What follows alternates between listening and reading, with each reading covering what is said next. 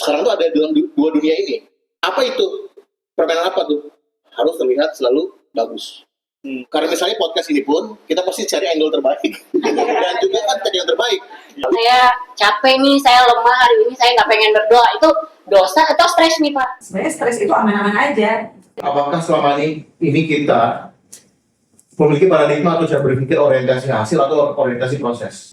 Nah, kita harus tahu kapan stres itu harus bawa ke psikiater.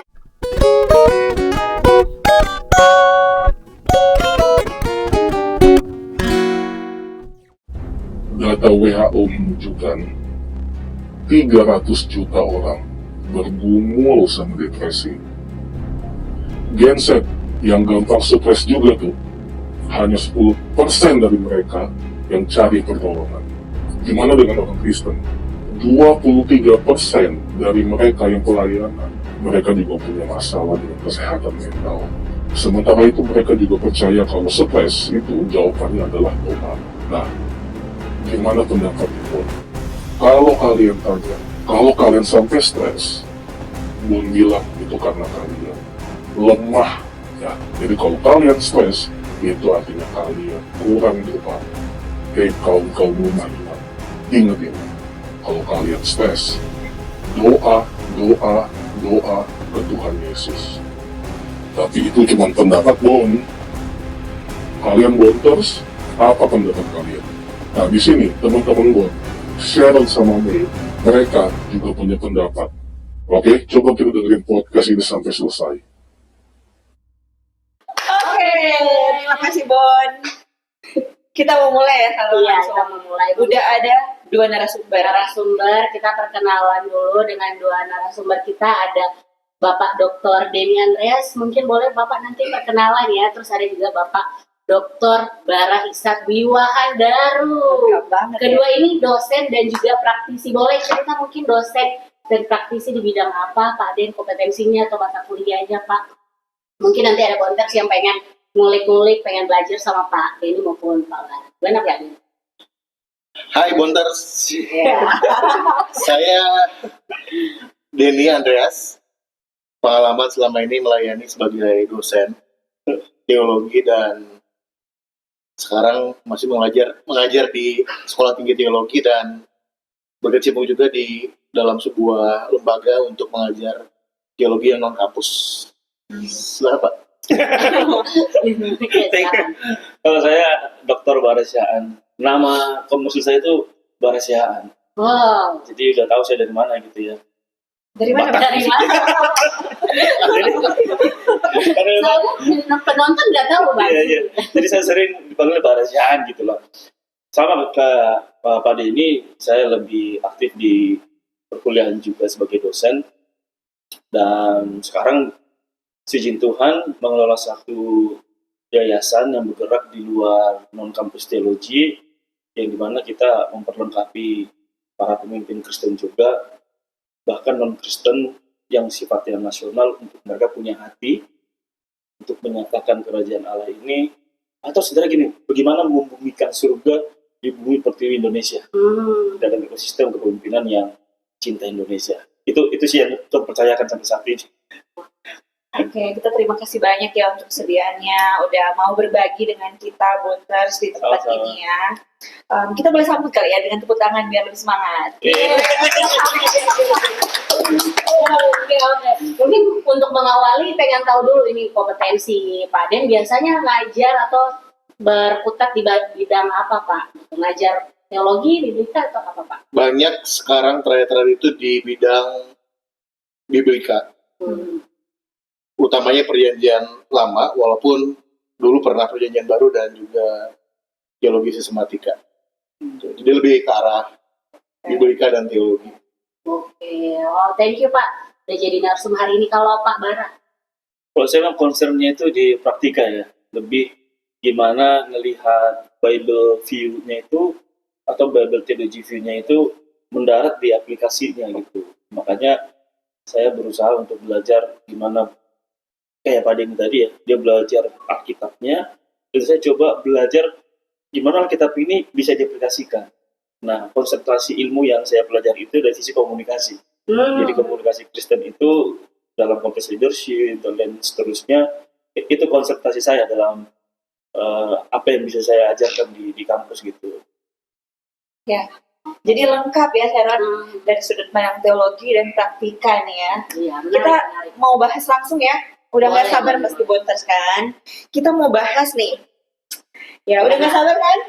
Iya pasti udah nggak sabar. Kita juga Nah. nggak sabar gitu ya. Yes, episode kali ini kita mau ngobrolin sesuatu yang sangat nyata tapi sering banget jadi tabu buat dibahas terbuka di kalangan anak Tuhan. Apa itu Yon? Itu Mitos. adalah stres dan kok Iya, mitos sih? Materi kita Oh ya, stres. stres dan depresi. Iya. Jadi stres dan Kita briefing dulu nggak sih? Oke. Ya intinya stres dan dosa ya. Itu stres dosa nggak sih? Nanti kita akan bahas lebih banyak lagi dalam pembicaraan pada kali ini ya. Nah, narasi yang biasa dibangun Yon ya, Bapak Ibu Saudara sekalian, biasa nih dikatakan bahwa orang Kristen itu atau orang percaya hamba Tuhan, anak Tuhan nggak boleh lemah gitu. Yon, gimana? Gimana? Pak Den maupun Pak Bara, kalau misalnya kita mendengar kayak gini, anak Tuhan, hamba Tuhan, atau bahkan orang percaya, orang Kristen tuh nggak boleh lemah. Pokoknya harus kuat. Bahkan kalau misalnya kita ketemu orang yang lagi sakit, orang yang lagi ngalamin duka, lagi sedih, yang kuat ya, yang sabar ya, yang semangat. Nggak ada tuh bilangnya, nggak apa-apa kamu nikmati aja kesedihanmu. Lemahnya nggak apa-apa kok lagi. Kita kayak akhirnya harus dikaitkan selalu dengan yang namanya identik kuat, semangat, itu Harus sukacita, harus sabar. Iya, gimana menurut? Nah, ya, untuk menambahkan sebetulnya dari pengalaman saya gitu ya, khususnya dalam pelayanan yang beberapa waktu yang lalu, memang dalam pelayanan itu yang saya rasa mungkin tidak semua pelayanan di dalam gereja punya karakteristik yang sama di dalam kekristenan gitu ya. Tetapi memang ada sebagian yang menggunakan seperti katakanlah pakem seperti itu, terutama seperti apa yang saya pernah alami juga beberapa tahun lalu di sebuah pelayanan. Jadi memang ketika ada seorang pelayan Tuhan di dalam pelayanan itu yang lagi stres atau mungkin lagi punya masalah, dia lagi mengalami kesulitan dalam hidupnya, itu biasanya kemungkinan besar akan dihubungkan bahwa dia itu sedang ada masalah. Masalah itu bisa dalam bentuk beberapa istilah zaman dulu. Mungkin, kamu ada sesuatu yang disebutnya sebagai celah lah gitu. Jadi dalam kehidupan rohani itu ibarat masih ada celah nih yang kamu lakukan. Bahkan di zaman dulu tuh sempat dibedakan celah itu sesuatu yang dilakukan tapi bukan dosa, tapi bisa berakibat kita menjadi seperti lemah. Ada masalah, ada persoalan. Apalagi kalau melakukan dosa gitu. Sehingga pada akhirnya memang karena kita dulu anak-anak muda kan, kita ingin dalam pelayanan itu punya hati untuk melayani lah. Kita pengen pelayanan kita tuh betul-betul bisa bertumbuh, maju dan sebagainya kan. Misalnya ada yang melayani sebagai MC, melayani sebagai pengajar, melayani sebagai pemain musik. Nah itu di dalam pelayanan saya dulu memang seolah-olah dicitrakan kalau kondisi lagi nggak baik-baik, jangan pelayanan.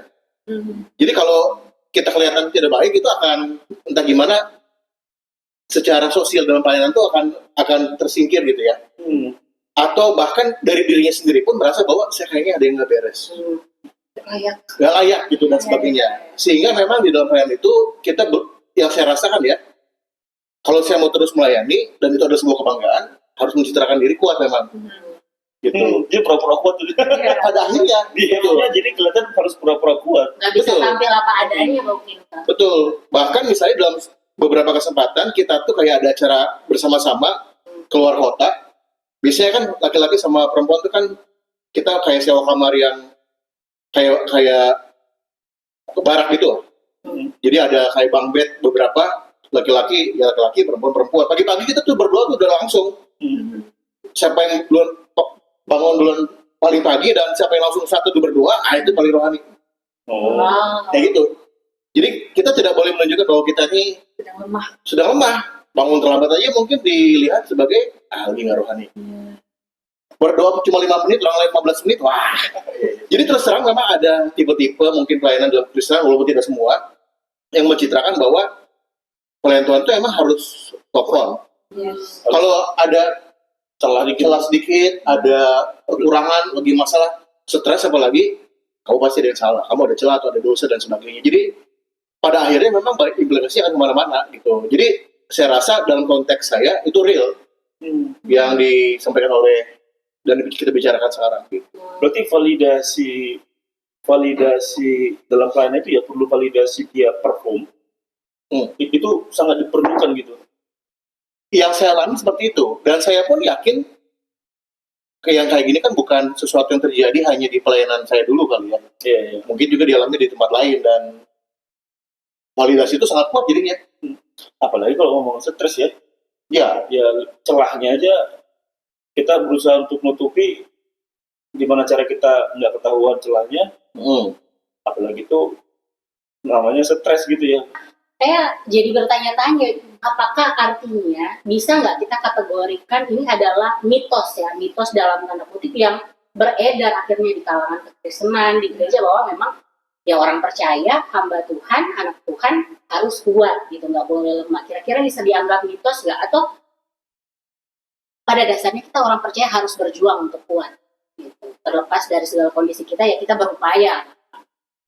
kalau dikatakan sebagai mitos, saya bisa setuju dengan itu, karena walaupun mungkin kalau ditanya apakah ini adalah fenomena yang berlaku umum seluruh gereja, mungkin enggak, tetapi saya rasa itu cukup ada di mana-mana. Jadi apakah itu mitos? Saya rasa iya.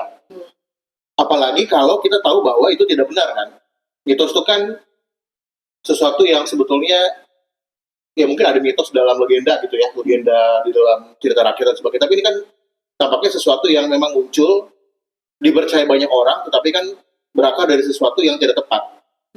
Dan apakah ini mitos? Saya rasa ya itu mitos. Mitos yang fungsinya mungkin tidak seperti cerita rakyat, fungsinya justru menurut saya memberikan sebuah implikasi atau konsekuensi kepada orang Kristen itu dalam pelayanan itu tidak baik sih. Memberikan pressure, memberikan rasa bersalah, memberikan ketakutan, insecure dan sebagainya sih gitu. Gimana? Kalau menurut saya memang pada akhirnya kita lebih ngelihat ini mitos atau tidaknya, saya lebih menyoroti stereotyping terhadap para pelayan Tuhan itu yang harus kuat. Itu sih menurut saya yang lebih menakutkan ya. Kalau dipaksa. Ya, dibanding dengan apakah orang Kristen bisa stres, pelayan Tuhan bisa stres, dengan orang percaya atau orang Kristen pelayan Tuhan itu harus kuat. Itu kan kayak dua premis yang sebenarnya yang mana gitu loh. Kuat dan stres ini ya kayak pendelin yang harus kita melihat. Apakah memang stres itu jadi salah atau memang harus kuat. Nah, itu implikasinya rasanya akan bisa kemana-mana sih. Itu jadi menurut saya kalau dibilang mitos, saya lebih stereotyping aja sih, kayak ada satu premis yang apakah orang Kristen pelayan Tuhan itu harus wajib kuat atau memang pelayan Tuhan orang Kristen itu bisa stres. Nah itu kan mungkin saya lebih melihatnya ke sana sih pada itu ya. Menarik ya. Menarik banget. Gimana? Jadi kita bisa dibilang ya nggak apa-apa lagi stres kali ya. Ya kan, itu nyata Tapi lagi ya. stres yang gimana dulu kali ya, karena kan kita mau bahas Stres dan dosa ya. Oke. Tapi sebelum ke sana boleh saya Oke. menambahkan ya? Apa tuh? Boleh. Saya sih ngelihat bahwa apalagi zaman sekarang, Gen Z itu kan bisa dikatakan Aduh, saya sebagai Gen Z lagi. ya Gen Z dan setelahnya lah ya. Gen Z dan setelahnya berarti apa? Alpha, generasi Alpha ya. Gen Z bisa dikatakan adalah generasi pertama yang masa pertumbuhannya dia tuh harus menghadapi dua dunia, yaitu dunia real dan dunia maya kan, betul nggak? Ya. Masalahnya di dunia baik dunia real sama dunia maya, dua-duanya berjalan dengan sebuah premis yang kurang lebih sama dalam topik kita. Ya. Nah sebelum ke situ saya mungkin mau kasih sebuah cerita dulu ya. Kita pernah nggak berpikir bahwa sebetulnya kita itu ada dalam sebuah permainan yang kita sebenarnya ikutan tapi kita nggak sadar ada dalam permainan itu? Pernah nggak? Pernah. Bisa? Pernah kepikir. Kepikiran ya. Iya ya, jadi kayak kita tuh sebetulnya di tengah-tengah sebuah game, sebuah permainan, tapi kita nggak sadar kalau itu adalah sebuah permainan. Kita kayak masuk di dalam tokonya padahal kita nggak ngerti. Nggak kalau sadar, itu, iya. kita lagi main games itu gitu ya. Iya. Makanya mungkin ada band yang bikin lagu panggung sandiwara dan sebagainya lah. Iya. Itu mungkin bisa kita lihat dari Biasa. sudut yang berbeda. Tapi poin saya adalah gini. Orang Kristen termasuk dan juga manusia pada umumnya sebetulnya ada dalam permainan yang kita sudah tidak sadar kita ikutan di dalam. Dan permainan itu ada di dalam dunia, sekarang tuh ada dalam dua dunia ini. Dunia real gitu ya, sama dunia maya. Ya. Atau sosmed atau dan sebagainya yang disebut sebagai maya ya. Apa itu? Permainan apa tuh? Nah, permainannya adalah harus terlihat selalu bagus. Contoh dunia maya, pernah nggak kita posting Lagi sedih pas lagi gitu. jelek? Enggak dong, kita ambil foto berapa Iya, kali jelek ya. kita pilih yang bagus, Pasti ya pilih kan? yang Sharon banget itu. Oke. Nambahin contoh ya. Ya. Kesaksian di gereja itu hampir jarang saya dengar kesaksian putih. Nah, Selalu kesaksian itu kayak yang Udah berhasil. diberkati lah, keberhasilan lah. Jadi nah, hampir saya nggak pernah kayak nyambung gitu. nah itu kan betul, itu nyambung dan memang ya itu adanya. Itu yang di dunia real, Pak. Yes. Kalau di dunia sosmed tadi maya terlihat dari postingan selalu yang terbaik. Memang tidak selalu buruk, karena misalnya podcast ini pun kita pasti cari angle terbaik dan juga kan cari yang terbaik. Iya. Tetapi ketika yang terbaik itu pada akhirnya membentuk pola pikir kita harus selalu begitu, walaupun kita tidak begitu, itulah permasalahannya gitu. Nah, dan Gen Z dan generasi berikutnya adalah generasi yang pertama, Gen Z yang pertama ya, bertumbuh dengan dunia paralel seperti itu. Dan itu yang membuat pada akhirnya generasi ini tuh mengalami beban yang bisa dikatakan tanda kutip lebih daripada generasi sebelumnya. Kalau dibilang stres, level stresnya jadi beda sendiri, tambah Ya dari sisi itunya. dari situnya ya. Betul. Kalau dia tidak berarti bahwa generasi sebelumnya seperti generasi Y atau milenial dan Gen X tidak terpapar dengan pengaruh medsos ya. Tetap, tapi saya rasa ketika kan proses pertumbuhan kan penting. Orang dari kecil sampai besar kan kalau istilahnya dalam teori psikologi, walaupun saya bukan ahli psikologi, di disclaimer dulu ya. Tapi dulu waktu kuliah kan sempat ada Mata kuliah psikologi dikit-dikit ya. Jadi ketika dia bertumbuh kan adalah suatu proses penentuan seperti apa, dan Gen Z adalah generasi pertama yang tumbuh dengan dunia seperti itu. Dan permainannya adalah harus selalu terlihat paling bagus, baik di dunia real maupun di dunia maya gitu. Nyambung ke validasi tadi itu ya. Ya, belum lagi di sebagian gereja mungkin ada yang namanya teologi tanda kutip sukses atau kemakmuran. Oh iya. Sehingga kesaksian harus selalu Yang sukses. sukses. Wow. Contoh misalnya paling gampang. Saya pernah lihat sutradara ya di wawancara podcast juga. Kan kalau orang bikin film itu kan dia ada formulanya kan. Yes. Formulanya tuh kayak pertama tuh pengenalan tokoh. Setelah itu dia muncul masalahnya apa. Ya kan? Setelah masalahnya ada, lalu masalah itu berkembang. Nanti dia ada cabang-cabang segala macam. Jadi udah ada bisa tuh dibagi jadi 8 segmen. Nah, pertanyaannya adalah film yang mana yang laku? Biasanya mau ngomongin soal salah satu pertimbangannya adalah segmen akhir. Kalau segmen akhirnya jagoannya kalah, bisa nggak laku filmnya. Maka akhirnya selalu kan Jagoannya menang. menang. Kalaupun akhirnya kalah, pasti akan ada sequel kedua. Iya. Misalnya kayak yang Avenger. Ada tuh yang sequel kalah kan, Iya. tapi kan ada sambungan. Yes. Waktu diiniin hilang setengah itu kan kalah kan, tapi kan ada film berikutnya yang terakhir itu yang akhirnya menang dan balik semua, yang matinya si Thanos kan. Oke. Jadi memang secara cultural yang lebih laku emang yang menang, yang manis gitu. Bukan hanya cultural tapi juga secara theological juga tanda kutip, secara budaya memang banyak pertimbangan sih Pak kalau yang seleknya gitu Bu. Oke, menarik Pak. Ini cuman saya dari tadi penasaran banget. Saya pengen tahu siapa Maya itu Pak. Oke, jadi kalau mau dibilang stres itu udah bukan mitos lagi ya, Iwan. Maksudnya itu udah realita yang terjadi ya, di dunia nyata dan dunia yang tidak nyata ya tadi ya. Nah, sekarang kita sebenarnya mau pisahkan dulu nih, stres itu apa sih sebenarnya definisinya?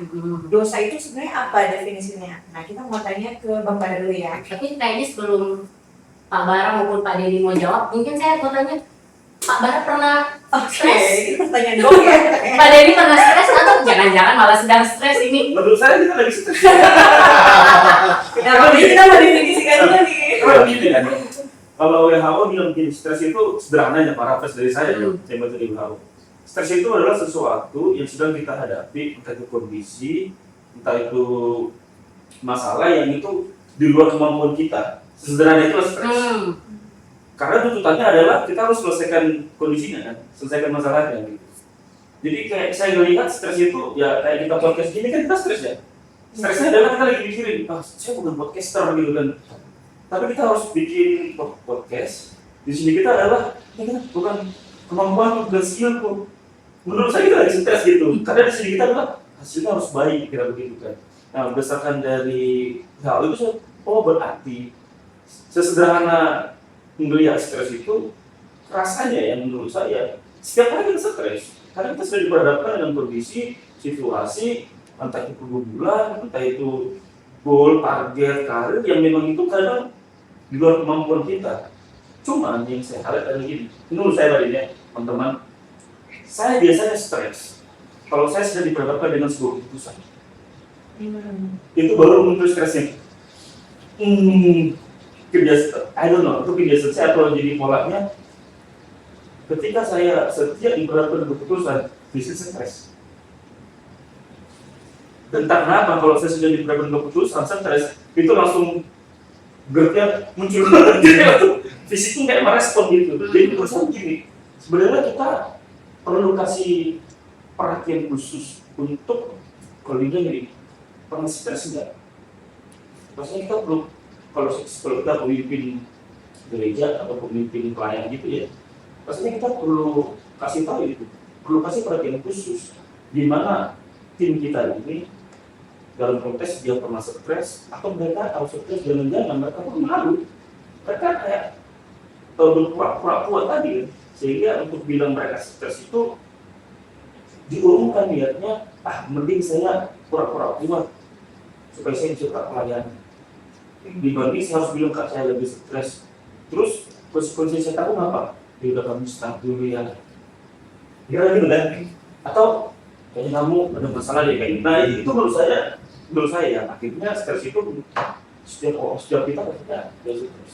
Jadi dapat dikatakan itu stres itu ketika kita diperhadapkan dengan situasi yang harus kita putuskan A atau B gitu ya. Itu kalau saya biasanya stres saya itu orang muncul.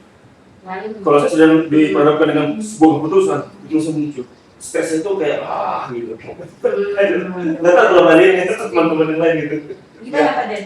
Dari saya menyambung aja seperti yang tadi Pak Bara sudah kutip definisi stres secara ilmiah dari WHO ya. Saya nambahin sedikit dengan angle yang berbeda ya. Stres itu sebetulnya adalah sebuah kondisi di mana manusia itu secara fisik, emosi atau secara mental tidak siap menerima stresor. Ya. Misalnya kita baru pertama kali nih podcast yang tadi punya kemampuan, bisa punya kemampuan, tapi tidak siap kan? Karena baru pertama kali misalnya. Bahkan misalnya kita mau ujian, kita udah belajar juga. Misalnya mau ujian di mahasiswa, apalagi anak-anak sekolah di MZ dan yang sekarang sedang menempuh di SMA, SMP, SMA maupun kuliah. Mau ujian kita belajar. Pas hari H, soalnya ternyata beda dengan apa yang kita persiapkan. Itu adalah sebuah stresor yang masuk dan dia tidak ready gitu. Nah, itu stres.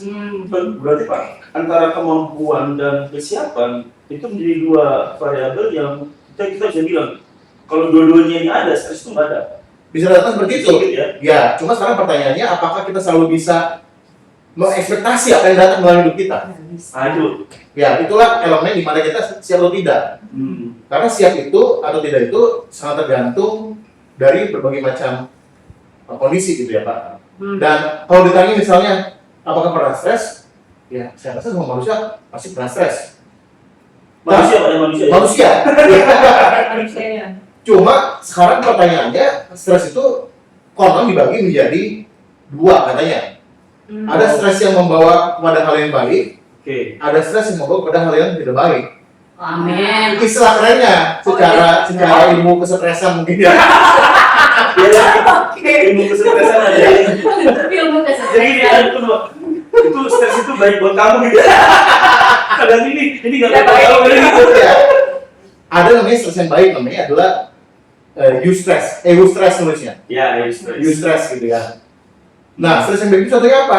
Seharusnya Kalau ada ujian, itu stres yang baik.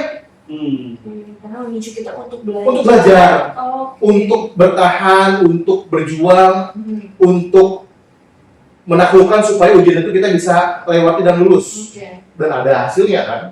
Itu ya ilustrasi. Jadi stres itu sebenarnya tidak selama semata jelek gitu. Kan supaya stres itu stres positif. Stres positif kan tadi. Misalnya lagi ada orang, misalnya mau menjaga pernikahan misalnya, pasti dia stres banget. Kok jadi hampir semangat? Iya, positif loh, karena mungkin dia harus nyiapin cateringnya, Oh iya. dia harus nyiapin gedungnya, kan itu pressure. Ada istilahnya Pak. Tapi Ya. jadi baik. Ada istilahnya itu kalau udah stresnya itu adalah saatnya ikat pinggang. Kekencangan. Ikat pinggang gitu. Ya, Tapi berarti itu stres yang baik karena tapi baik. iya betul. Baik, Ya, Oh. Karena Baik, ya. ada duit ya kan akan seperti itu. Dia bisa ngomong Pak karena dua-duanya yang ada di sana Pak ya. ya.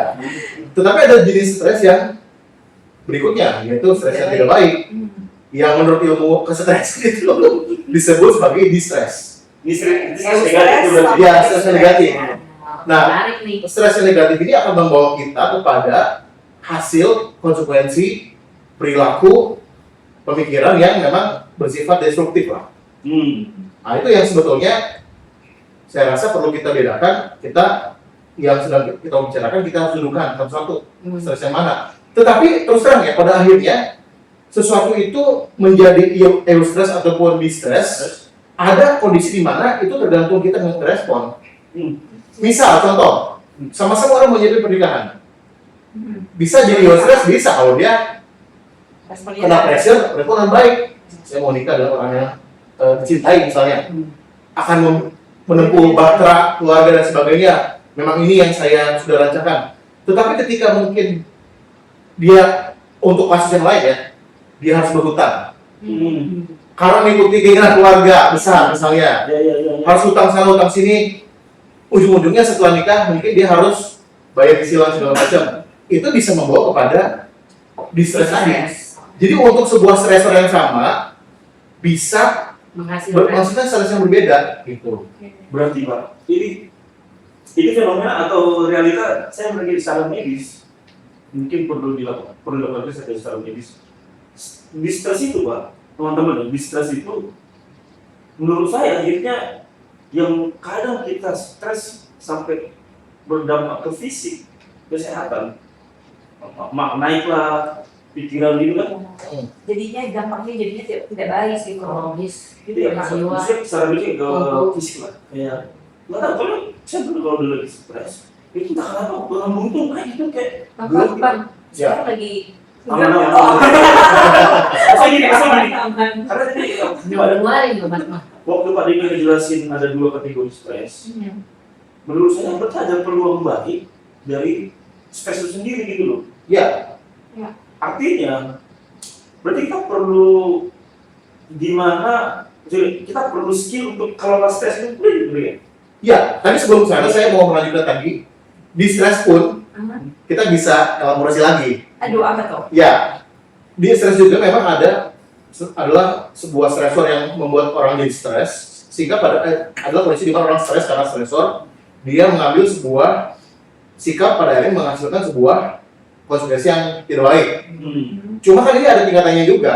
Kalau sampai dia berpengaruh pada fisik tadi Pak, Ya. fisik berpengaruh kepada katakanlah bagaimana pola hidupnya segala macam. Kalau dia sampai berulang-ulang katakanlah maksimum 2 minggu, saya rasa kayaknya harus cari konseling sih. Oh, masa lebih Konseling gitu. Tapi kalau sampai nanti berbulan-bulan sampai akhirnya masuk ke dalam itu, saya rasa kayaknya itu harus diserahkan ke psikiater atau gimana. Jadi kita harus Ada betul-betul, ada tingkatan. Ada yang memang orang itu secara pribadi bisa di-cover sendiri, ada yang dia butuh pertolongan orang lain, ada yang butuh pertolongan orang lain yang profesional. Nah ini cuma mungkin sekarang ini di dalam kristenan tampaknya kita tidak mengenal pembagian ini. lebih kepada Harus berdoa. sendiri. Itu Sendiri berdoa. sendiri. Iya, kurang doa lagi. Iya, ujung-ujungnya ketika dia mengalami stres yang di-stres seperti ini, orang akan menghakimi Ya tadi kurang berdoa. Apalagi ditambah firman Tuhan, jangan kamu takut. Oh, Jangan jangan khawatir. Khawatir, kalau takut yang khawatir kamu berarti berdosa. Iya, iya. Kamu harus Nah, Tuhan. Tapi sebelum sana saya mau kembali lagi bahwa firman Tuhan dulu. Nah, Ada satu bagian dari kitab di Alkitab ya, surat namanya surat Yakobus. Iya, iya. Ada namanya pencobaan. Hmm. Saya rasa kalau kita melihat prinsip pencobaan di Yakobus, sebenarnya pencobaan itu adalah seperti stresor dalam hal ini. Ya, betul. Kalau kita menghadapi stresor atau pencobaan itu dengan baik, namanya jadi ujian. oke. Kalau kita tidak menghadapi dengan baik, itu namanya pencobaan. Hmm. Jadi stres itu adalah jadi ujian.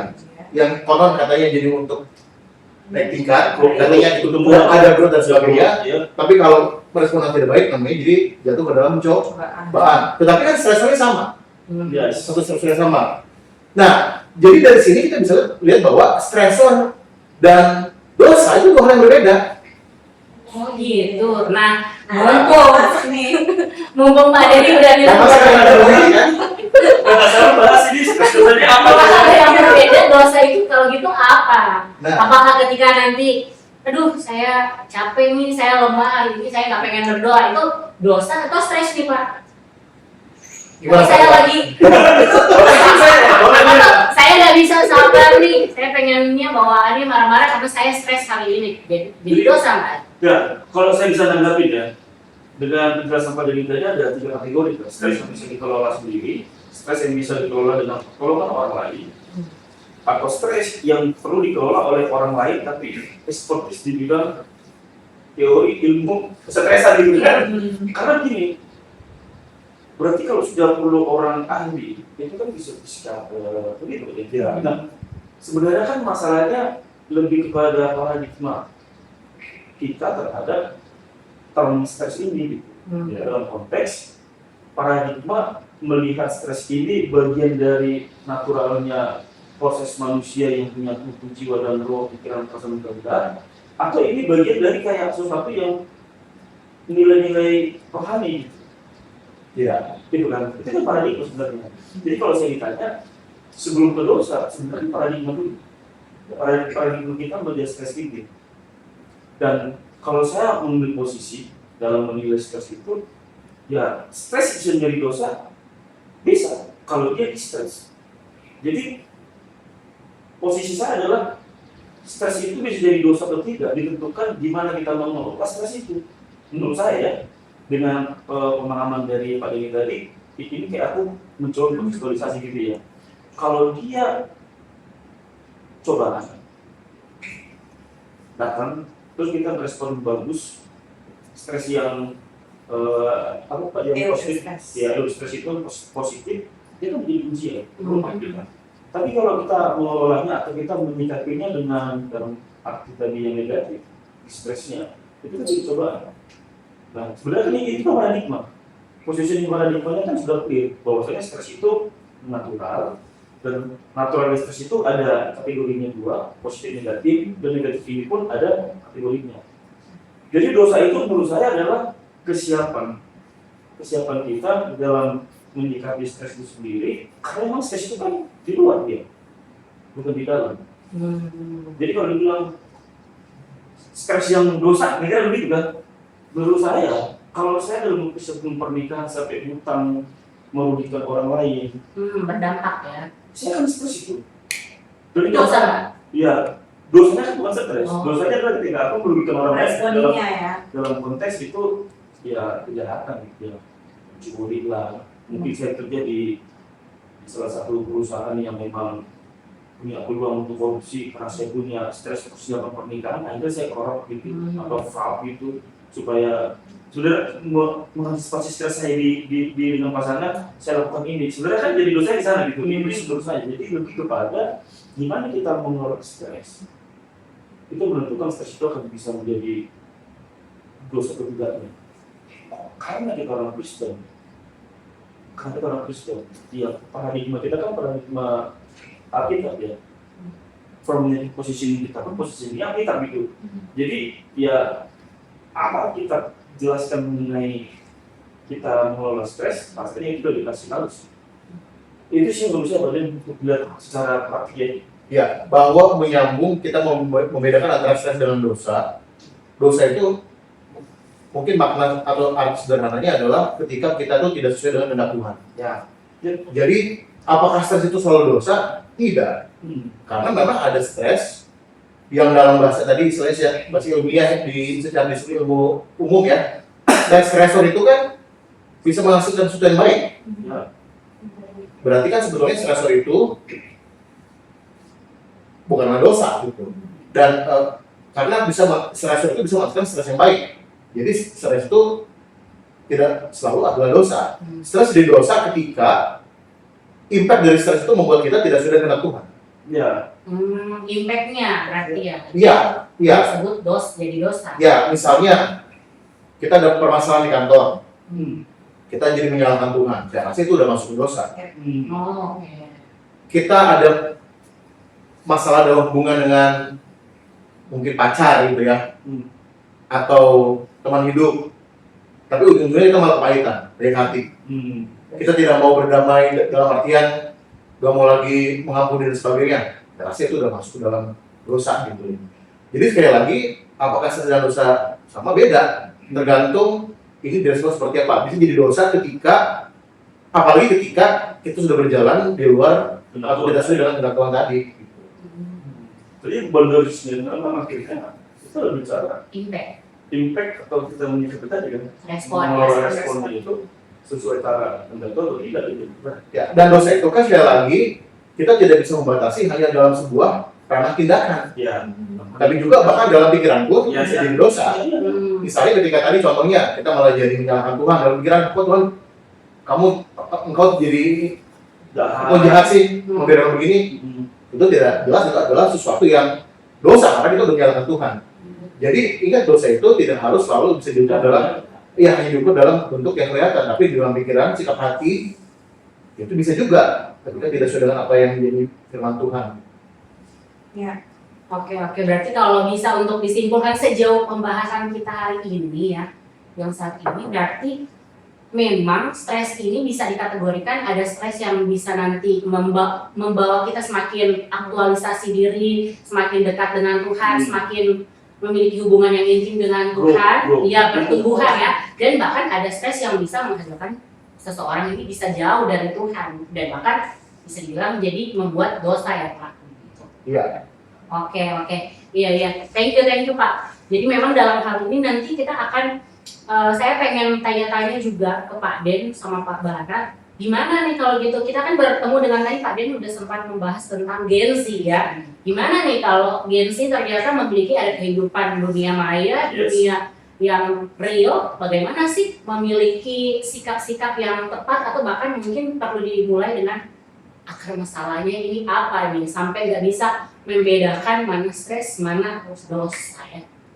Ngomong-ngomong soal akar masalah, tadi kan kita udah ngebahas di pembahasan sebelumnya mitos yang berkembang di dunia gereja, pelayanan, terus kita lanjut ngebedain apa itu stres, apa itu dosa, dan sudah sangat sangat baik dibahas ya oleh para narsum. Nah, dalam poin ini mungkin Kak Meme sendiri gimana? Kak Meme pernah ngerasain nggak terjebak di dalam kondisi-kondisi yang dari tadi dibahas? Iya. Refleksi. Benar-benar aku pernah banget ya, kayak stres itu tuh benar-benar kayak membawa aku ke semakin baik, semakin mengenal Tuhan, atau membawa ke dosa. Semakin jauh ya. Jadi aku lebih paham sekarang setelah Pak Denny tadi menjelaskan mengenai itu bisa, sebenarnya stres itu aman-aman aja, tapi tergantung respon kita balik lagi. Jadi itu akan membawa ke dosa.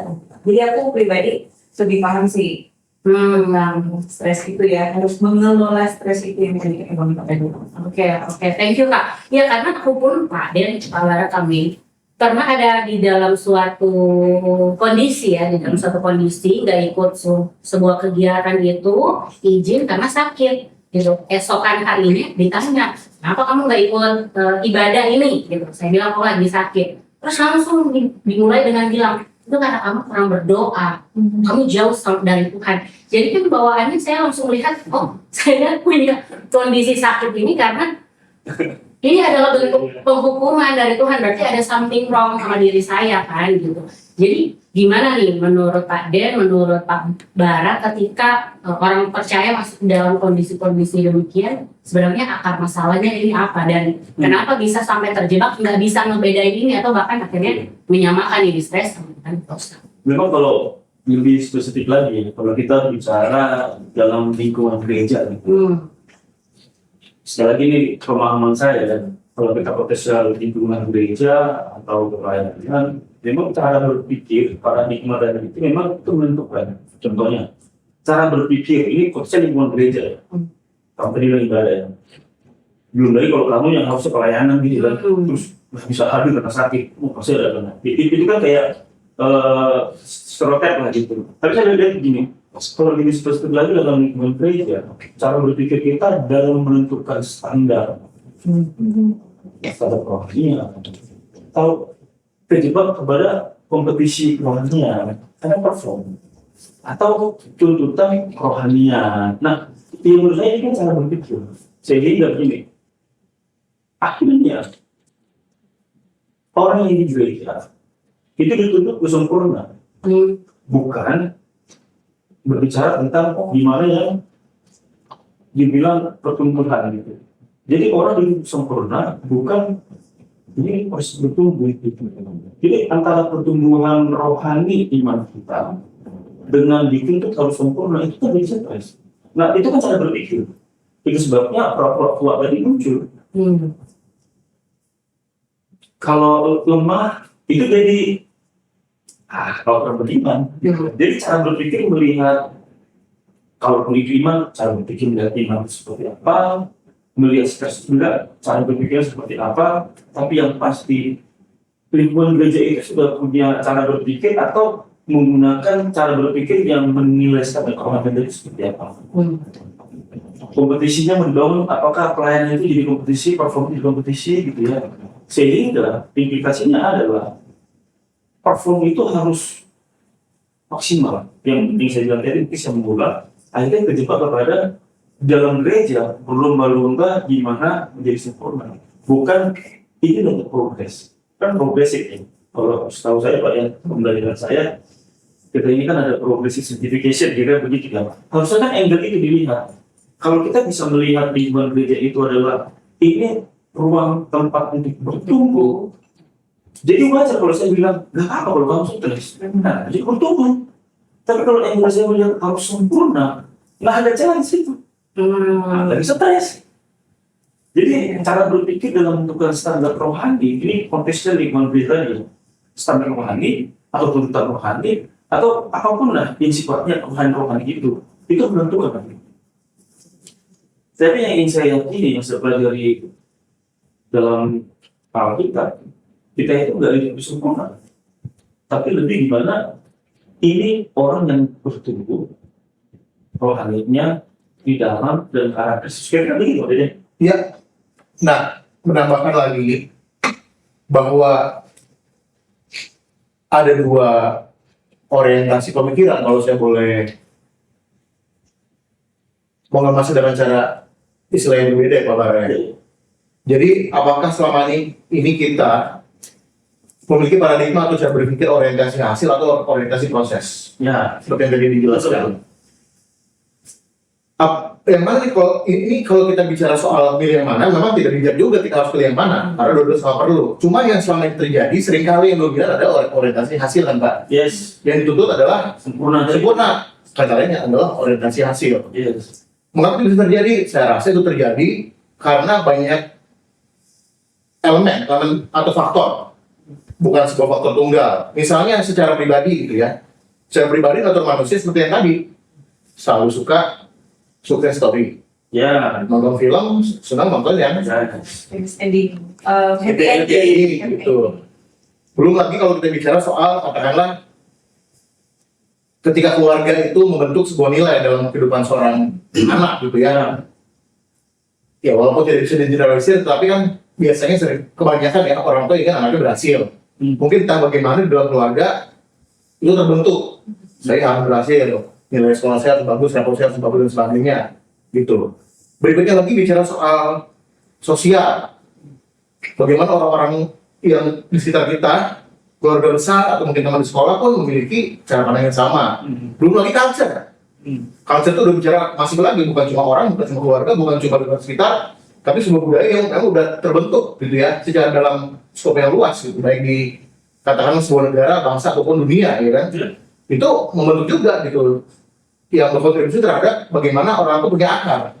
Pada akhirnya menyamakan orang Kristen itu menyamakan bahwa stres adalah dosa, karena saya rasa salah satunya adalah yang tadi memiliki pemikiran orientasi hasil yang terbentuk secara kompleks dan itu udah lama gitu. Nah, tetapi sekarang pertanyaannya adalah apakah Alkitab ajaran seperti itu kan tadi yang seperti Pak Bara sudah studi, saya mungkin mau menambahkan sedikit lagi kan gitu. Kalau kita bicara soal apa yang kita katakan, mungkin paling gampang kita lihat dulu dengan beberapa contoh tokoh-tokoh. Tadi itu udah seperti bahas, bahkan contohnya saja di Getsemani pun adalah bisa dibilang itu pun adalah sebuah pergumulan. Tadi dibahas juga bahwa keringatnya bercucuran seperti darah dan sebagainya. Ditulis juga Paulus di tempat lain di 2 Korintus. Tuhan bilang justru dalam kelemahan usaha Tuhan sempurna kan gitu. Dia ada pergumulan juga kan gitu. Ada stresnya juga yang dialami oleh Paulus yang dia minta untuk diangkat. Duri dalam dari gitu ya kan. Contoh lain lagi misalnya. Yang pengen Pak, ini baby semua Pak. Elia yang paling gampang. Nah, Elia waktu dia setelah menang kontes dengan Nabi Baal, ternyata tidak disambut positif oleh Raja Ahab dan justru istrinya Izebel itu mau menangkap, dia bilang aku mati aja Tuhan. Tapi di situ Tuhan tidak mengatakan kamu gak rohani, Elia. Tapi Tuhan bilangnya apa? Kamu tidur dan dikasih roti, kan gitu. Kan itu menarik. Terus belum lagi kalau kita ngomongin Daud kalau kita lihat Mazmurnya, sayangnya memang Mazmur yang populer kan Mazmur yang happy ending kan. Kan gitu. Benar nggak sih? Mazmur 23 kepada lagu balaku. Karena kekurangan aku. Bahkan di lembaga kekurangan pun yang penting Tuhan ada di sana. Nah, iya. Itu benar. Tetapi tidak lengkap karena ada juga Mazmur di mana bahkan dalam satu pasal pun Gak ada solusi. di situ nggak ada solusi. Semuanya sedih. Iya sedih. Tempat tidur. Oh iya, Mas Puratapan nih dia ini bukan? Iya. Sebelum keratapan, ya Mazmur pasal 88. Itu kalau dalam kacamata orientasi hasil, nggak ada hasil. Nggak ada. Apakah Daud berdosa? Tentu saja tidak. Itu termasuk Mazmur 88. Belum kalau kita lihat polanya juga di Mazmur yang lain, banyak yang begitu, nggak cuma satu pasal doang gitu. Belum lagi satu kita beratapan namanya. Yeremia beratapan semua. Oh ini Yeremia. Iya rapat ya. Orang katanya Ya pelayanan Yeremia itu nggak menghasilkan satu jiwa Israel, betul katanya. betul. Bahkan dia dalam hidupnya tidak tanda kutip melihat hasil daripada apa yang dia beritakan kan gitu. Wah, itu kalau ada jemaat-jemaat zaman sekarang tuh kamu kurang berdoa Yeremia. Nah, iya. Nabi palsu kamu Yeremia. Nah, jadi memang saya rasa kita perlu balance lah ya antara orientasi hasil sama orientasi proses gitu. Kita nggak bisa bilang juga bahwa ini proses hasil juga penting. Cuma mungkin kita perlu secara kita hikmat sebagian merenungkan kapan hasil, kapan proses gitu. Mungkin ada saat dimana bahkan di dalam hidup Nabi pun hasilnya kelihatan. Tapi dia menjadi proses apa itu dosa? Kan tidak. Contoh lagi misalnya, bahkan di dalam kitab Ibrani pasal yang sangat terkenal, Ibrani 11 tentang iman itu. Yang kata-kata yang seringkali disebut pasal tawanan iman.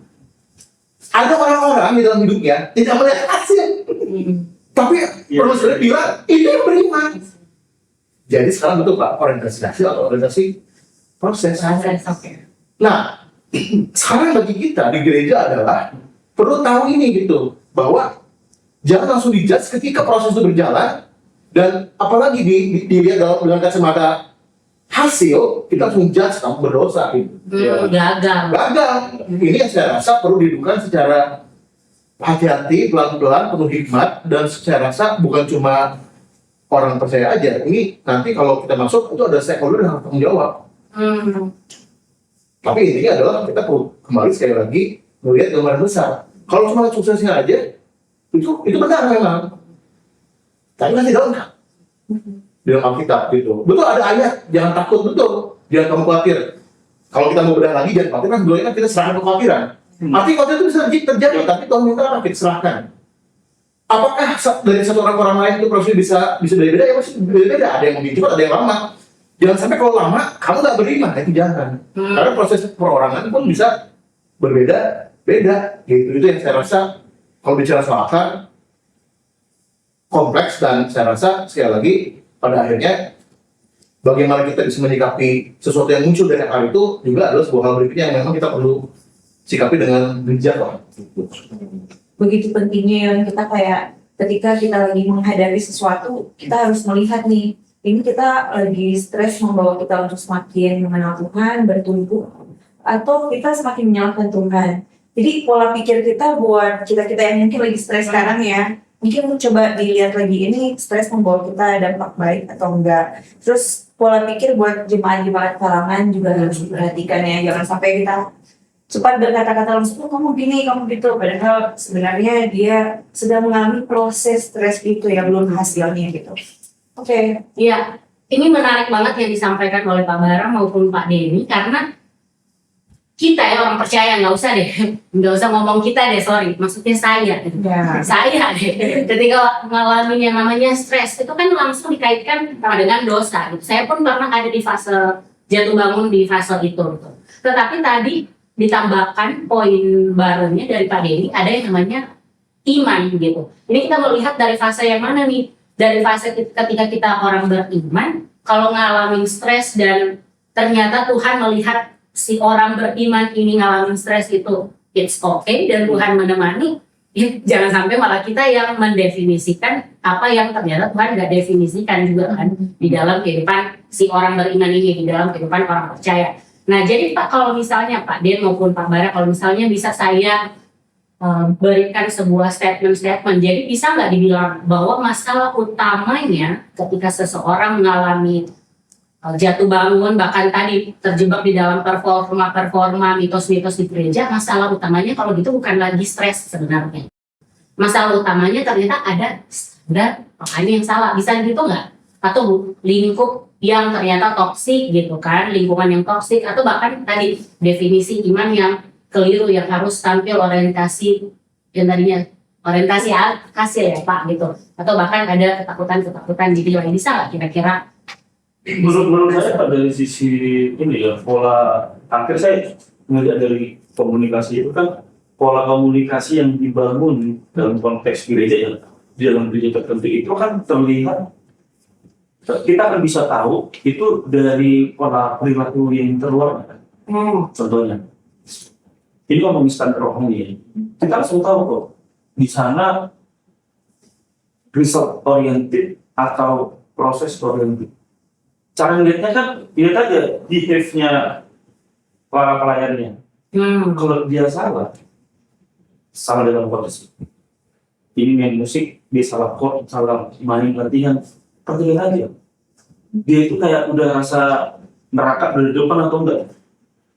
Langsung kayak takut salah, takut diyakini. Itu kan langsung terlihat kok, aduh gimana dia, itu beneran kita lihat. Salah itu kayak jadi dosa.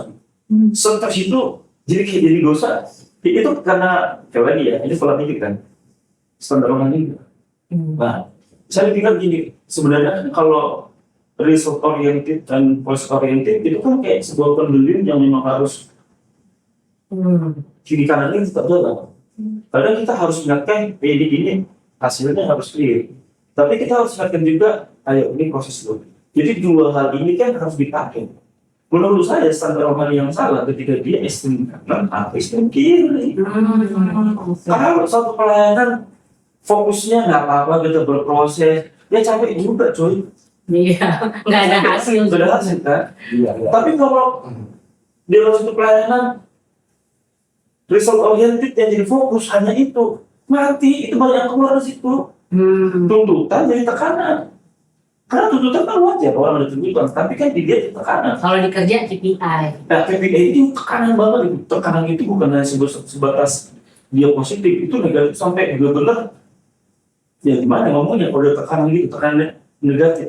Tapi kalau dia lebih ke kiri, contohnya di situ prosesnya tuntutan itu jadi masalah nggak? Ada, santai aja bro. Paling polanya kebaca kok, salah minta maaf, sadar, nanti dikasih waktu kok. Di sini miskin ini kok miskin punishment. Di sini kayak reward. Yang di sebelah kanan, gila di situ ringan punishment. Terlambat sekali. Nah, ini kan lebih ke akhirnya saya mau kalau Pak Adi sampaikan, kalau sampai kita mau bilang itu jadi culture, sebenarnya kita bisa lihat sederhana kita pola perilakunya seperti apa. Jadi menurut saya standar rohani akhirnya jadi perlu. Tapi kalau kita hanya ekstrem kanan atau ekstrem kiri, itu menjadi salah menurut saya. Karena saya masih yakin Tuhan itu tidak menciptakan kita untuk kita bisa sempurna, tapi gimana kita bisa berguna. Ini quote ala-ala ya.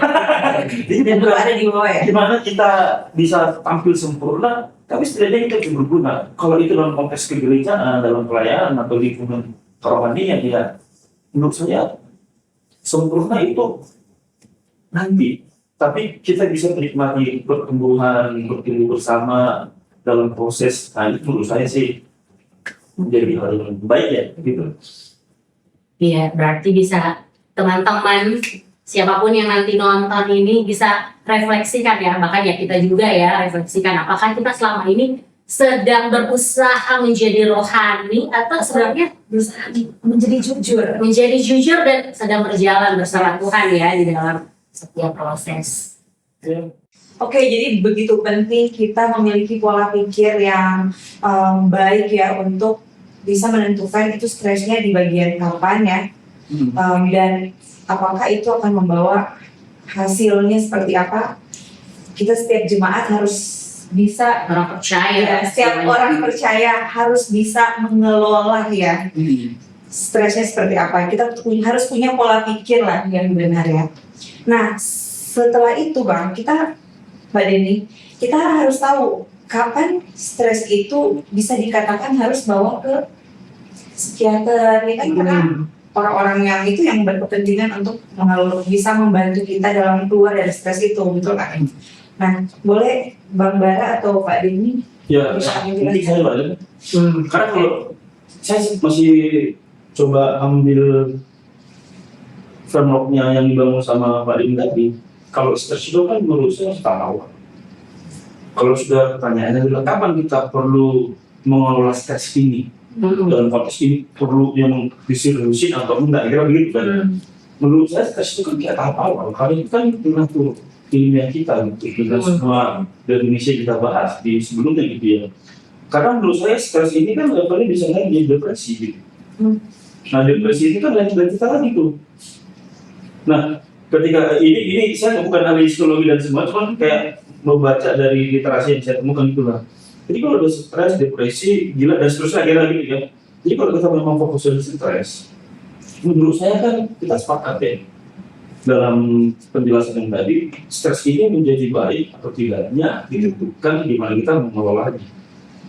Dengan catatan yang lebih cepat kita mengatasi atau lebih cepat juga itu teratasi kan gitu kan. Nah kalau kita udah tahu kita lagi stres, menurut saya ya kategori pertama ada stres yang bisa diselesaikan sendiri, gitu kan. Yang kedua ada stres yang memang perlu orang lain. Yang ketiga perlu orang lain dan itu memang asli khusus di bidang ilmu kesetresan gitu kan. Nah saya lihatnya begini. Berarti stres itu dalam mengelola stres itu butuh skill, bisa dipelajari. Nah kalau sebagai orang percaya, menurut saya memang untuk karena stres ini tuh ngomongin gimana kita mengelola stres, berarti kita perlu amunisi pemahaman, paradigma, pola pikir yang benar mengenai stres gitu kan. Artinya kalau kita baca Ibrani dan dari tokoh-tokoh tadi yang disebutkan oleh Pak Denny, saya lihatnya begini. Kalau saya tahu tujuan akhir dari stres ini apa, atau kenapa stres ini aku harus alami, aku tahu alasannya. Menurut saya saya siap untuk melakukan stres. Dan dia tahu persis akhirnya tujuannya apa. Akhirnya dia bisa stay di sana. Yesus pun akhirnya dia tahu tujuan besarnya dia. Kenapa datang ke dunia itu kira-kira yang ketika proses di Taman Getsemani, dia tahu tujuan besarnya. Jadi stres ini hanya bagian dari mencapai tujuan. Nah, saya hanya bisa bantu gini. Kalau saya stres dan saya nggak tahu kenapa saya jadi stres, itu menurut saya yang paling celaka. Tapi kalau saya tahu stres ini bagian dari tujuan tadi, kan? Stres positif ini kira-kira kan, jadi saya lebih enjoy gitu. Kan dimulai dari pola pikir gitu ya.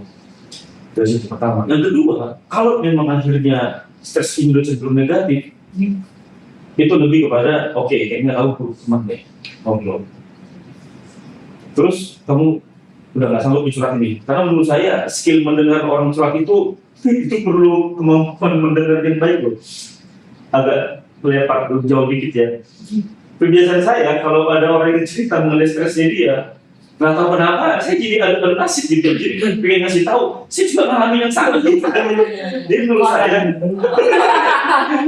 menurut saya kalau ngadepin orang lagi curhat mengenai stresnya, untuk mendengar aja terus itu balik lagi. Jadi kalau memang stres itu sudah negatif, yang namanya itu distress tadi, itu menurut saya udah lebih tahu. Kalau saya sebagai pemimpin gereja atau pemimpin rohani di lingkungan kita, atau teman-teman Pak Dedi, menurut saya kita yang tahu kalau memang ini sudah distress, baru kita bilang kamu perlu cerita. Kalau memang itu sudah level stresnya itu maaf udah pada depresi, menurut saya itu sudah talking tepat yang Pak Ali dengan catatan untuk dia harus ke psikiater aja, kita harus lawan yang sendiri.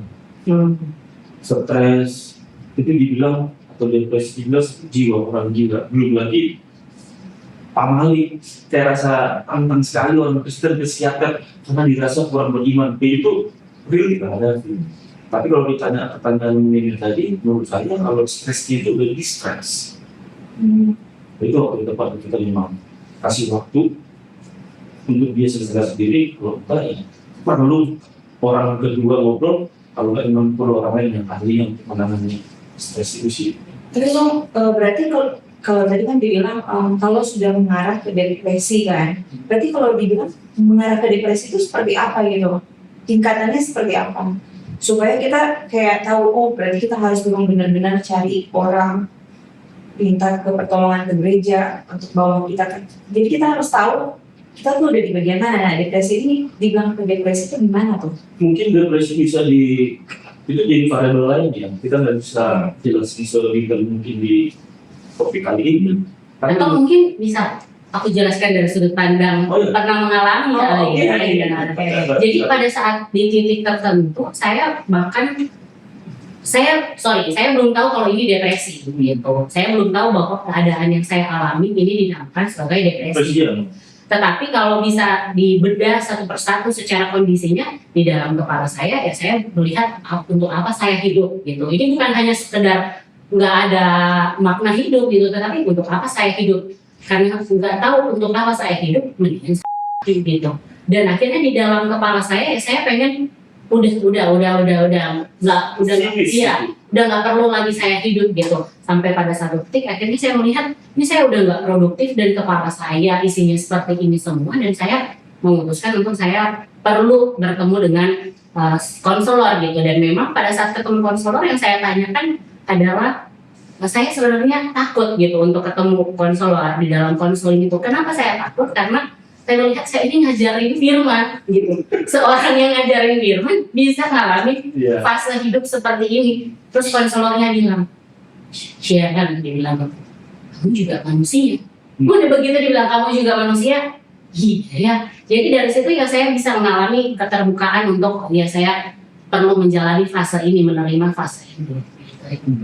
Satu hal yang saya tambahkan, jadi untuk kita tahu ya kapan harus jadwal kemana, kita mungkin di dalam podcast ini hanya bisa memberikan kayak dorongan awal ya. Karena sebelum ke dorongan awal, saya mau kasih pesan juga kepada pendengar, jika ada yang coba-coba melakukan self diagnose gitu ya. Seringkali self diagnose itu menurut saya jangan dilakukan lah. Kalau merasa oh saya begini, lalu saya cek-cek ke Google atau ChatGPT segala macam. Jadi pemikiran pola pikir baru buat kita ya. Dan juga kadang-kadang itu belum tentu sesuai. Ya. Jadi itulah seharusnya self diagnose itu menurut saya mungkin boleh untuk pada akhirnya kita sadar kita harus ada pertolongan. Jangan karena sudah self diagnose, kalau teknologi sudah ada, internet sudah itu segala macam, kita ambil tindakan sendiri segala macam dan tidak cari pertolongan, jangan gitu. Justru ketika kita, saya rasa self diagnose itu bisa sebagai langkah awal untuk akhirnya kita tahu saya harus ada pertolongan. Gitu. Karena terus terang di zaman sekarang ini banyak orang yang coba-coba melakukan self diagnosis itu yang menurut saya berbahaya. Nah, tapi berikutnya juga kalau kita lihat perjalanan daripada stres ini ya, katakan dari stres sampai akhirnya untuk kita mencari tahu ya ini stres ini seperti apa. Mungkin cara paling mudah adalah sebagai ini awalan diagnosis ya. Kalau udah mengganggu kepada fisik kita, mengganggu pada pikiran udah mulai aneh-aneh, saya rasa itu udah tanda. Setidaknya pertama-tama kalau orang Kristen menurut saya cari dulu kepada orang-orang di lingkungan rohani. Kalau di komsel bisa cerita sama teman, atau pada akhirnya cerita sama pendeta, pastor dan sebagainya. Setelah itu dilakukan ternyata masih belum beres juga, baik orang itu maupun pendeta, pastor harus mengakui juga bahwa memang ada hal-hal yang tidak di-cover di dalam ilmu teologi gitu, dan itu nggak apa-apa. Penting juga ya pastor itu mengetahui bahwa ini memang harus bawa psikiater. Karena kebanyakan balik lagi nih tadi, pastor udah langsung kayak oh kamu dosa nih, melakukan dosa banyak. Kita kan banyak juga yang kayak gitu. Bahkan mungkin jadi pengusiran ya. Nah disitulah literasinya yang menurut saya harus diperbaiki sampai pada akhirnya orang Kristen baik secara individual maupun pada akhirnya di dalam gereja bahkan pemimpin atau pendeta atau pastor tahu bahwa ada segmen-segmen di dalam masalah ini yang perlu ditangani oleh ahli dalam disiplin ilmu yang lain. Yang memang tidak dibahas memang di dalam katakanlah ilmu teologi ya, gitu. Jadi namanya emosi itu kan sebetulnya kan banyak faktor pembentuknya.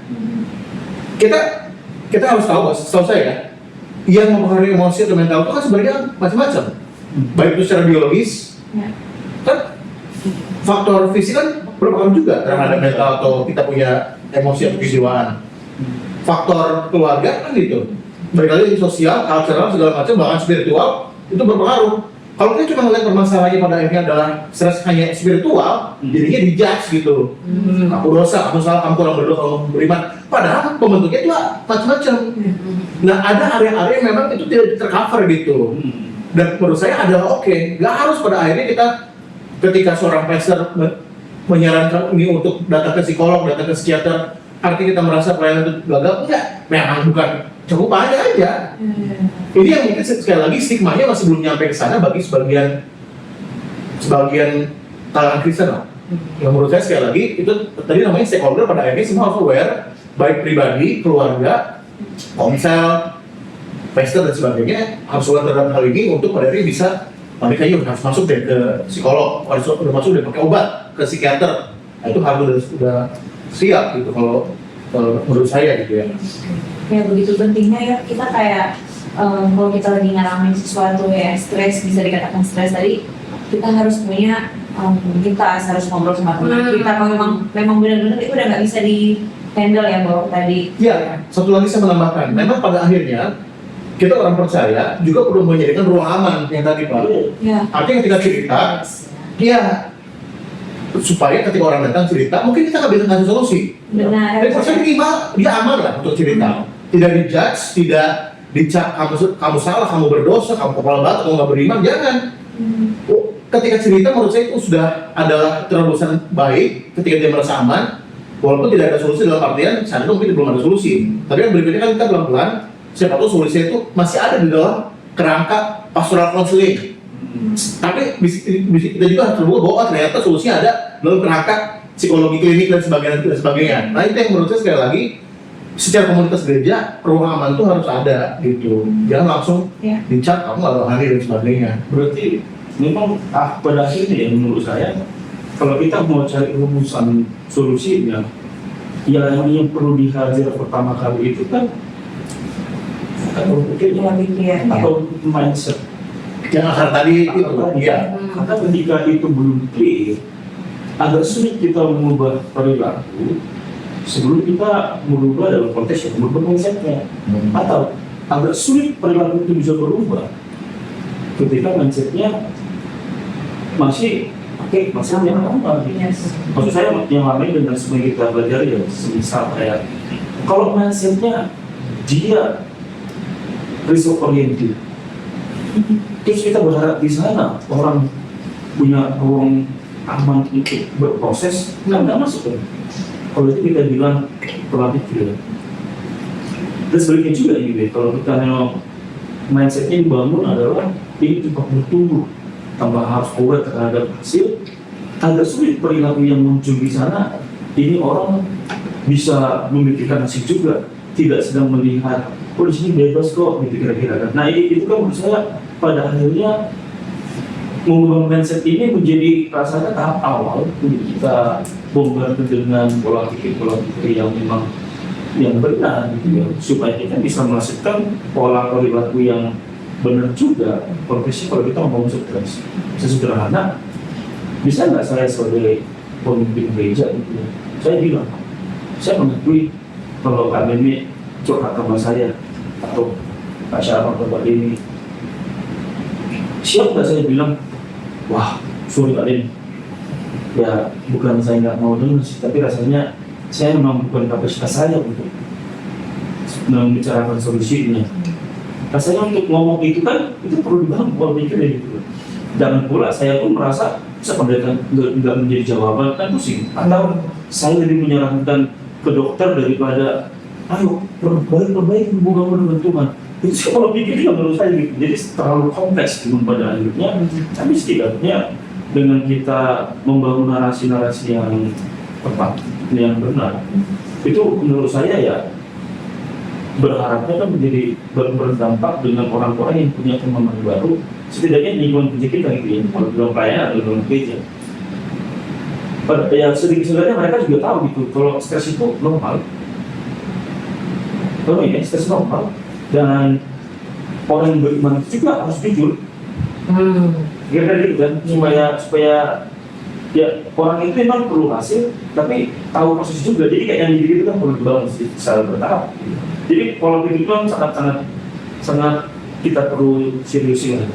Bicara soal akar, saya mau menambahkan akar yang tadi. Memang betul pada akhirnya kan untuk sesuatu itu bisa diselesaikan kan harus dari akar. Menggunakan ilustrasi itu, saya rasa kita harus aware juga yang sudah terbentuk di dalam masyarakat, di dalam diri orang individual, orang katakan orang Kristen ataupun manusia pada umumnya, itu bukan cuma akar, itu udah jadi pohon saya rasa. Karena kan udah menanam kan, ya bahkan berbuah. Nah, mungkin ilustrasi gini, kalau udah jadi pohon besar, ada saat dimana mungkin kita bisa sebagai dosen satu pohon langsung tumbang, misalnya sampai ke akar-akarnya. Itu yang saya sebut sebagai kuasa Roh Kudus lah ya, yang mengubah orang secara transformasional betul-betul berubah dari itu kuasa daripada Tuhan sendiri. Tetapi kalau kita bicara soal peranan manusia, tampaknya dalam jadi ada learn, ada unlearn. Yang hari ini kan pendengar YouTube ini kan belajar, tapi ketika belajar harus tahu ada yang kita perlu unlearn juga. Ada yang kita belajar, ada yang kita unlearn. Yang unlearn itu artinya kita bongkar. Nah, pembongkaran itu jangan-jangan prosesnya terjadi adalah kalau kita lakukan mungkin tidak bisa langsung. Jadi kayak kita harus pelan-pelan dulu.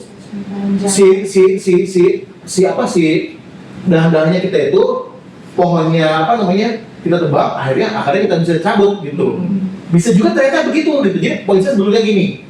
Kalau hari ini para pendengar, para penonton YouTube ya, para bonters ini bahwa oh saya udah tahu, tapi ternyata setelah berjalan berapa bulan kok lama, itu wajar gitu. Karena ada proses juga untuk unlearn. Setelah unlearn itu butuh proses. Jadi mencabut akar itu juga mungkin ada orang yang langsung gak berapa lama langsung dia bisa mengalami transformasi. Tapi tidak berarti ketika kok saya lama saya ada masalah lagi ya, itu balik lagi yang tadi. Kita sadar juga ya proses setiap orang berbeda-beda. Tapi yang pasti ketika kita udah ada juga kan kita under, kita lepaskan gitu pemahaman paradigma yang udah lama tersimpan, terpupuk, bahkan mengakar dan sampai jadi pohon, itu harus dicabut. Memang ada satu itu adalah sebuah proses begitu.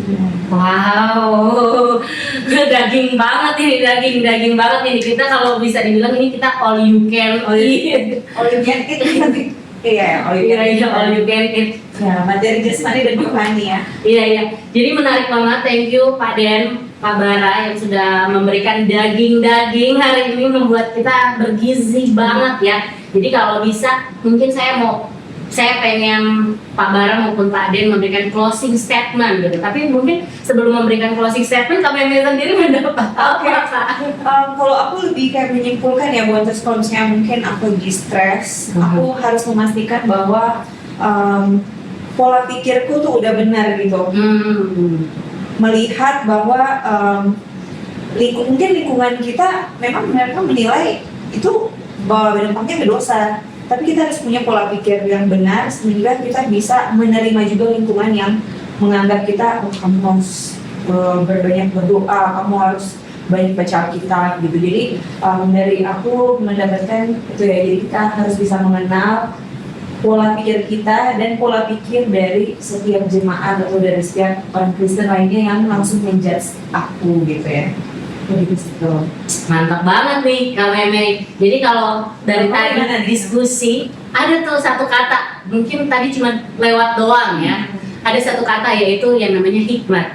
Iya. Orang percaya ya, saya yakin sesuai dengan penjelasan dari Pak Bara maupun Pak Denny, orang percaya kan dimampukan oleh Roh Kudus, dan di saat yang bersamaan kita akan terus berjalan bersama Tuhan kan, dimana kita juga diperlengkapi dengan yang namanya hikmat gitu. Jadi ketika kita ngalamin yang namanya fase-fase kehidupan yang tidak baik-baik saja, atau bahkan ujian-ujian yang ada, ya kita datang sama Tuhan, kita minta hikmat sama Tuhan gitu. Dan di saat yang bersamaan ya tidak salah, tidak dosa ketika kita mengakui saya butuh Tuhan gitu. Karena kalau kita tanpa Tuhan kita apa sih? Jadi thank you so much Pak Den, Pak Bara. Gimana mau closing statementnya kira-kira apa nih? Mau mulai Pak Bara, Pak Bara, Pak Den? Pada akhirnya kalau beranjak dari stres yang kita bahas dari awal tadi, stres itu wajar. Stres itu jadi bisa baik. Dan menurut saya stres itu bisa jadi baik atau tidak baik ditentukan bagaimana cara kita mengelola stres itu sendiri. Dan sebagai orang percaya tentunya mengelola stres itu diperlukan sedekat apa kita dengan Tuhan, sesuai dengan firman-Nya atau hikmat yang dikasihkan tadi. Jadi besar sih. Jadi gak usah malu stres, gak usah malu kalau memang harus gagal. Saya rasa itu hal yang saya sedang sih. Thank you Pak Bara. Thank you Bang Bara. Dari saya terakhir, petir bukan sembarang petir. Oh, mau menjelaskan tentang kata-kata ya, serabut. Petir menyambar bagaikan saling kejar mengejar. Aduh. Terima kasih buat para bonters yang sudah secara online hadir. Mari kita di dalam Tuhan terus semangat belajar. Itu closing statement. Tapi nanti belajarnya di mana nih? Oh, nanti belajarnya teman-teman bisa perdalam ya dengan mungkin kelas-kelas yang akan diajar oleh Pak Bara sama Pak Denny. Karena kan pasti bonters pengen banyak tahu lagi ya, ini apa ada kelasnya ya. Dan nanti juga akan ada narsum-narsum lainnya ya yang akan memperlengkapi pemahaman-pemahaman. Jadi thank you teman-teman, sampai ketemu di next video. Sampai jumpa di episode berikut. Oke. Lebih lama Yes.